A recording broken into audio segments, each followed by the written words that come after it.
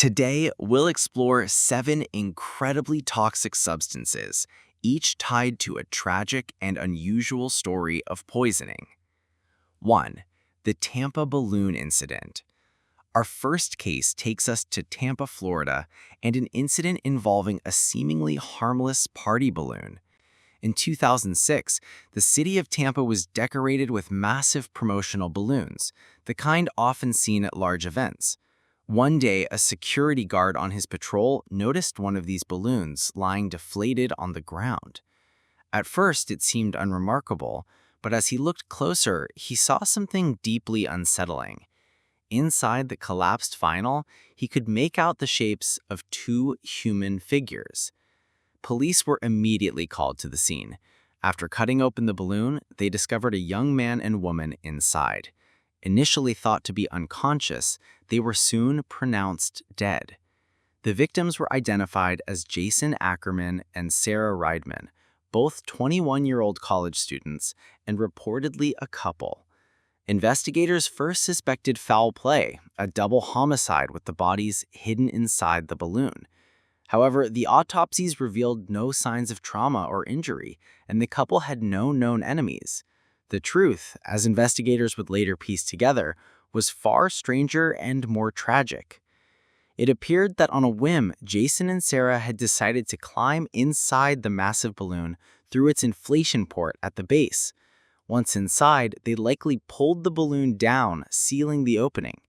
Their intention was likely playful, a private moment inside the giant structure. But soon after, they would have started to feel unwell, quickly growing tired and disoriented before losing consciousness. Balloons of this size are filled with helium to make them float. When inhaled in high concentrations, helium displaces the oxygen in the lungs, leading to rapid unconsciousness and ultimately death by asphyxiation. Trapped inside with a finite amount of breathable air, the couple succumbed to the oxygen-deprived environment. As the helium slowly leaked out, the balloon deflated around them, where they remained until the guard made his grim discovery the next day. 2. The tragic death of Olive Duffy. Our second story takes us back in time to 1899 in the state of Pennsylvania, where a girl named Olive Duffy was born into a life of hardship. Her father was a steel worker and her mother worked in a factory. With the birth of 2 younger brothers, the family's financial struggles only deepened. Tragedy struck in 1906 when Olive's father was killed in a workplace accident, plunging the family further into poverty. By the age of 15, Olive had to leave school to work as a seamstress, helping her mother support the family. In 1914, while at her job, Olive's life took an unexpected turn. She spotted an advertisement in a newspaper for a local beauty contest. The entry requirements were simple. Contestants just needed to submit a photograph of themselves with their name on it. Filled with a spark of hope, Olive had her picture taken and sent it in. The very next day, she opened the paper to a stunning revelation. Her own name was printed beneath the headline announcing the winner. Overjoyed, she rushed home to share the news with her family. It was a moment that promised to change her life forever. Her victory opened doors, and soon, Olive found herself in high demand as a model. Her success was swift, but her ambition led her to a new frontier: acting. It was in this new world that she met Jack Pickford, a celebrated actor of the era. Their whirlwind romance quickly led to marriage, a major milestone in Olive's life. A few years into their marriage, the couple traveled to Paris for a combination of work and a much-needed vacation, checking into the prestigious Hotel Ritz. One evening, after a long night of parties and drinking, they returned to their room in the early hours, around 3 a.m. Jack, exhausted, went straight to bed. He was jolted awake only moments later by a terrible scream. Rushing from the bed, he found Olive had collapsed on the floor. He immediately took her to a nearby hospital, but a few days later, she was pronounced dead. With the cause of death initially unclear, the press ignited a firestorm of speculation. Rumors swirled that Jack had mistreated Olive and had intentionally poisoned her to collect on her life insurance policy. He faced a vicious public backlash. However, the police investigation soon revealed the tragic truth. Jack later recounted the events of that night to the public, explaining that as he rushed to help Olive, he saw her drop a small bottle. The bottle contained a topical medication for syphilis prescribed to Jack, with the label written entirely in French. The conclusion was that Olive, exhausted and unfamiliar with the language, had mistaken the toxic liquid for water or a sleeping aid and ingested it. The substance in the bottle was mercury bichloride, a violent poison. It systematically destroyed her kidneys, causing complete renal failure. Despite doctors' best efforts, Olive succumbed to the poisoning just 5 days later. 3. The Prophecies of Tilly Klimek. Our third story is about a woman named Tilly Klimek. Born in Poland, Tilly's family immigrated to the United States when she was very young, and she spent most of her life in Chicago. In 1895, she met a man named Joseph, and after a brief courtship, they were married. One night, their seemingly normal life took a dark turn when Tilly had a vivid dream in which she foresaw her husband's death. She woke her husband to tell him of the terrifying vision. He dismissed it as just a bad dream, but what followed was horrifyingly real. A short time later, he fell violently ill. Tilly appeared to nurse him devotedly, but after several days of suffering, he died. The cause of death was listed as a heart condition. This became a dark and repeating pattern in Tilly's life. She soon married a second man who also died after a sudden illness. A third husband, Frank, met the same fate. Before each death, Tilly would be struck by another prophetic dream, which she would share with her husband or her neighbors. As he lay dying, she would care for him, all the while lamenting the terrible premonition that was coming true. By the time she married her fourth husband, Joseph, her local community viewed her as a woman with a chilling psychic gift. When Joseph fell ill after another of Tilly's dreams, it seemed the tragic cycle was repeating. This time, however, the outcome was different. When Joseph was taken to the hospital, doctors ran tests and found his body was riddled with a lethal substance, arsenic. Arsenic, often administered as arsenic trioxide, is a slow and brutal poison. When ingested over time, it causes severe abdominal pain, vomiting, and eventually catastrophic failure of the heart and other vital organs, leading to death. The source of the poison was immediately clear to investigators. Tilly was not a prophet. She was a murderer hiding in plain sight. The motive was simple greed. Tilly had taken out life insurance policies on each of her husbands. Her method was insidious. She would slowly poison them by lacing their meals with arsenic, making their deaths appear as though they had succumbed to natural illness. Her prophecies were not visions of the future, but declarations of her own deadly intent. The true horror of her crimes was revealed when it was discovered that she had taunted her third husband, Frank, on his deathbed, telling him with a smirk that he would soon be dead. She had even bought his coffin before he passed. Tilly Klimek was no psychic. She was a serial killer hiding in plain sight. 4. A chemist's fatal exposure. Karen Wetterhahn. Our fourth story moves from the realm of calculated malice to a tragedy born from science itself, centered on the life of Karen Wetterhahn. Karen was a woman with a deep and brilliant passion for chemistry. As a respected professor and researcher at Dartmouth College, she specialized in the complex and dangerous field of toxic metals. With over 85 published research papers, she was a major contributor to her field, dedicating her career to understanding how these hazardous elements interact with the human body. In January of 1997, while walking on campus, Karen suddenly felt a wave of fatigue and dizziness. The symptoms worsened when she returned home.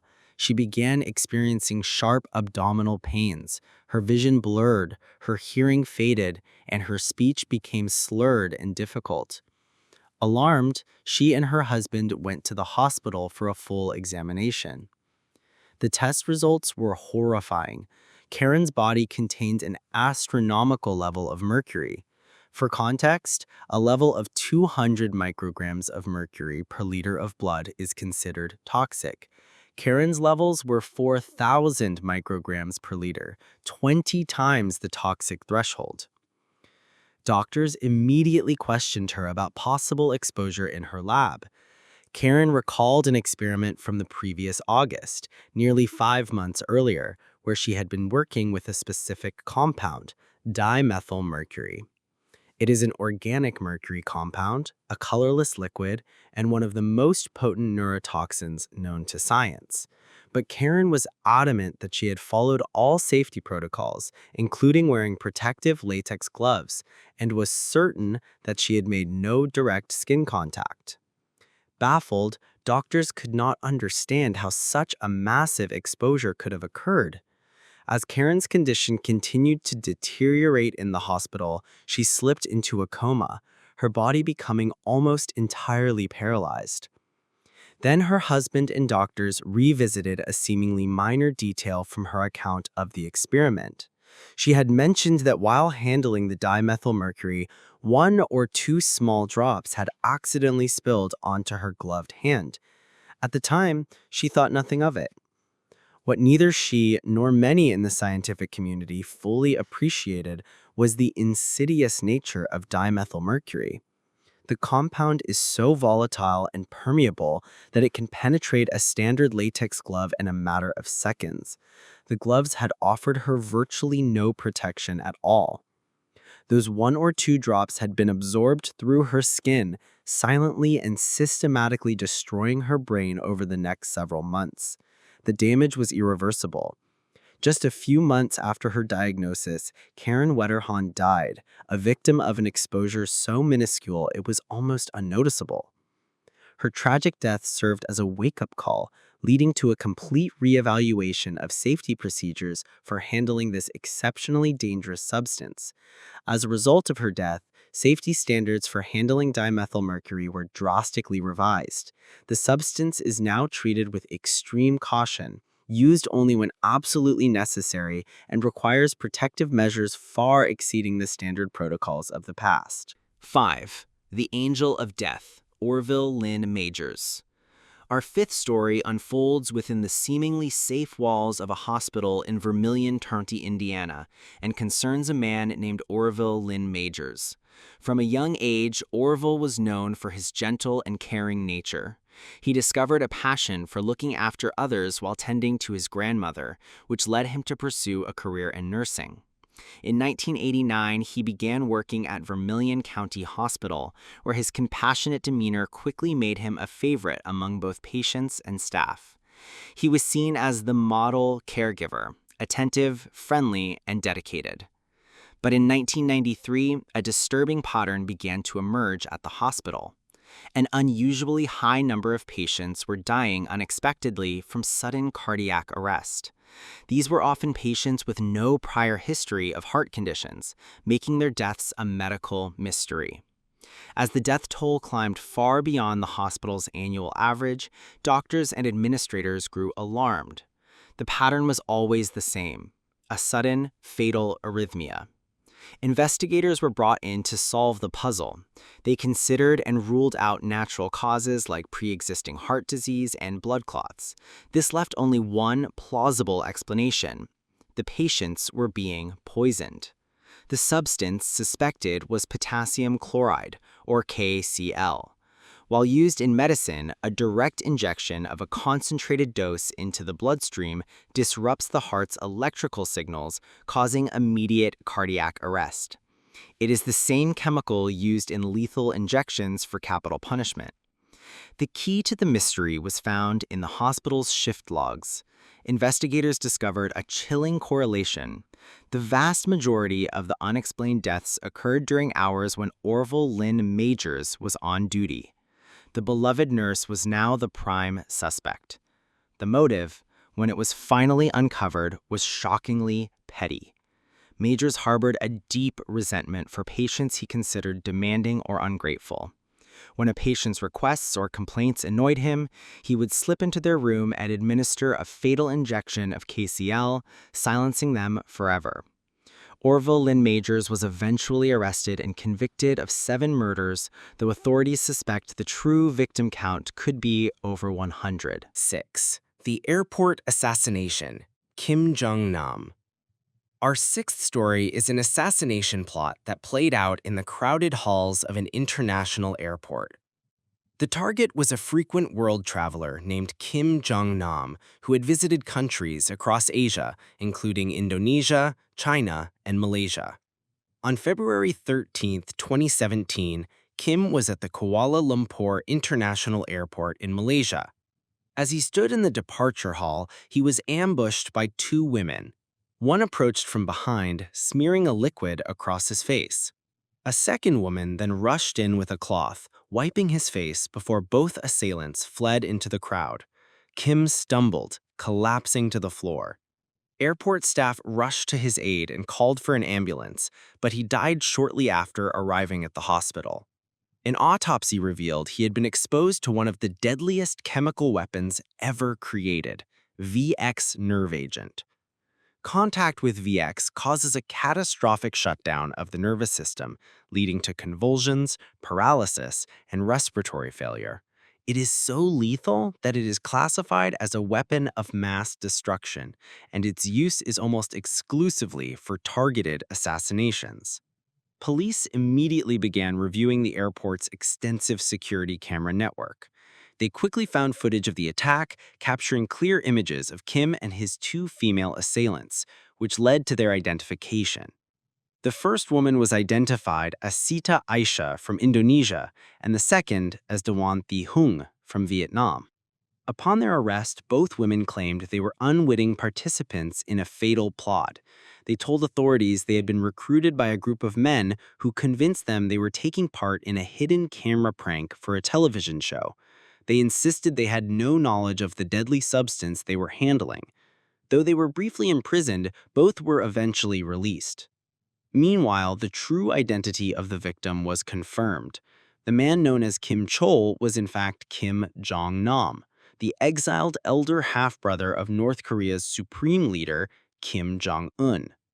Kim Jong-nam had once been considered the heir apparent, but he fell from grace after a deeply embarrassing incident in 2001 when he was caught trying to enter Japan on a forged passport, allegedly to visit Tokyo Disneyland. The disgrace led to his exile, and he spent the subsequent years living abroad as his younger brother consolidated power. The investigation was fraught with political tension as North Korea actively resisted Malaysian efforts to conduct a full autopsy. The four men who had orchestrated the attack were identified as North Korean nationals who fled the country immediately after the assassination, evading capture. While the two women were seen as pawns, the assassination is widely believed to have been a state-sponsored execution ordered by North Korea. The precise motive, however, has never been officially confirmed. 7. The radioactive scrap of Tamaku. Our final story takes us to the small town of Tamaku, Estonia, in the aftermath of the Soviet Union's collapse. In 1994, a 25-year-old man named Ivan was walking through the woods near his home when he stumbled upon a derelict, fenced-off industrial facility.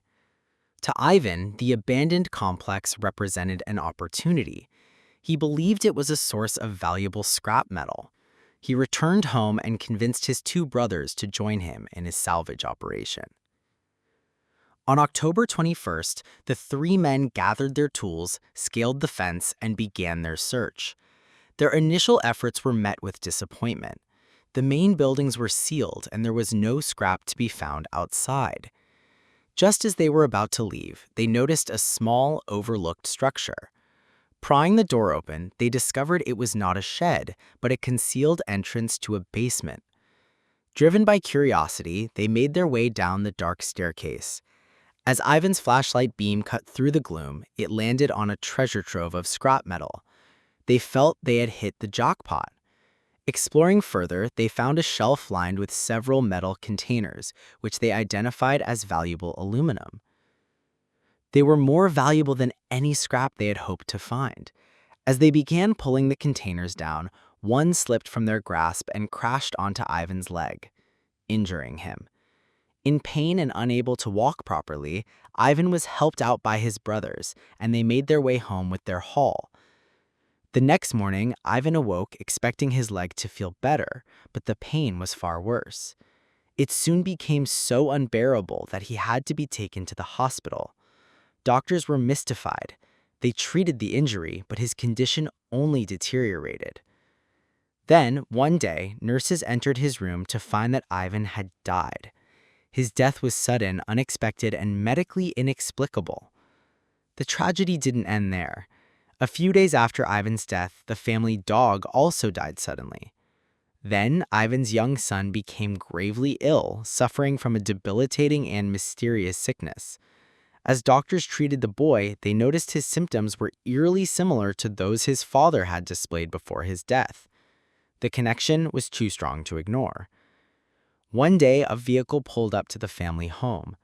Men in full-body hazardous materials suits emerged, carrying a device that began to click with increasing intensity as they approached the house. After evacuating the family, they entered, and the device led them to a small box on a shelf. Inside, they found a small, seemingly ordinary piece of metal. But it was far from ordinary. The object was a source of cesium-137, a highly radioactive isotope. The truth was finally revealed. The abandoned factory was a poorly secured Soviet-era nuclear waste disposal site. The container Ivan had dropped on his leg and then brought home had been shielding the cesium-137.